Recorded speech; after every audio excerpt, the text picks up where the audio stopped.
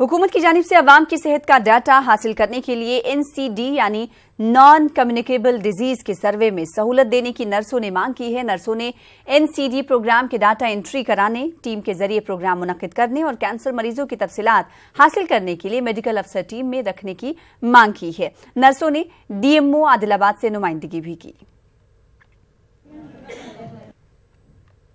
तेलंगाना कानून साज काउंसिल के चेयरमैन स्वामी गौड़ ने निजामाबाद में वेलनेस सेंटर का इफ्तिताह किया। इस सेंटर से सरकारी मुलाजमीन, सहाफियों को तिब्बी खदमात के लिए सहूलत होगी। इस मौके पर उन्होंने कहा कि TRS हुकूमत समाज के हर तबके की यकसा तरक्की के लिए इक़दाम कर रही है।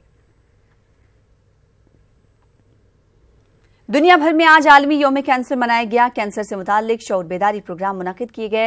हैदराबाद में मेहदी नवाज जंग कैंसर अस्पताल की जानिब से कैंसर वॉक मुनक्किद की गई। इस प्रोग्राम के जरिए कैंसर से बचने के लिए और इलाज से मुताल्लिक शऊर बेदार किया गया।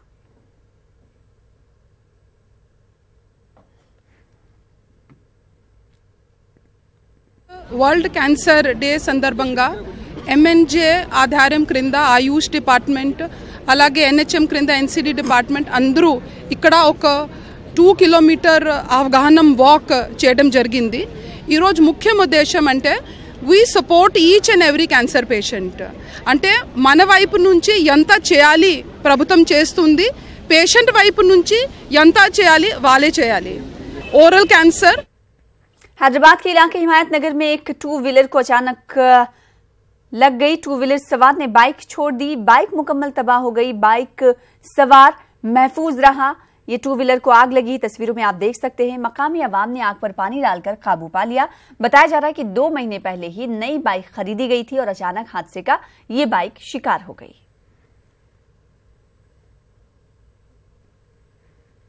बैडमिंटन कोच गोपी चंद ने अपनी एकेडमी एक प्राइवेट बैंक के साथ मुआहदा कर लिया है, जिसके तहत बैडमिंटन के फरोग के लिए बैंक एकेडमी की मदद करेगा। इसके तहत 6 AC कोर्ट की तामीर, स्पोर्ट्स साइंस सेंटर का कयाम और कोच डेवलपमेंट प्रोग्राम होंगे। टूर्नामेंट्स మనకి ఎయిర్ కండిషన్ కోర్ట్స్ లో జరుగుతున్నాయి। సో మనకి ఒక 6 ఎయిర్ కండిషన్ బ్యాడ్మింటన్ కోర్ట్స్ కడదామనే ఉద్దేశంతో కోటక్ బ్యాంక్తో మనకి సపోర్ట్ లభించడం జరుగుతుంది। అదే కాకుండా రెండో ఇష్యూ మనకి స్పోర్ట్స్ సైన్స్ అనేది చాలా ఇంపార్టెంట్।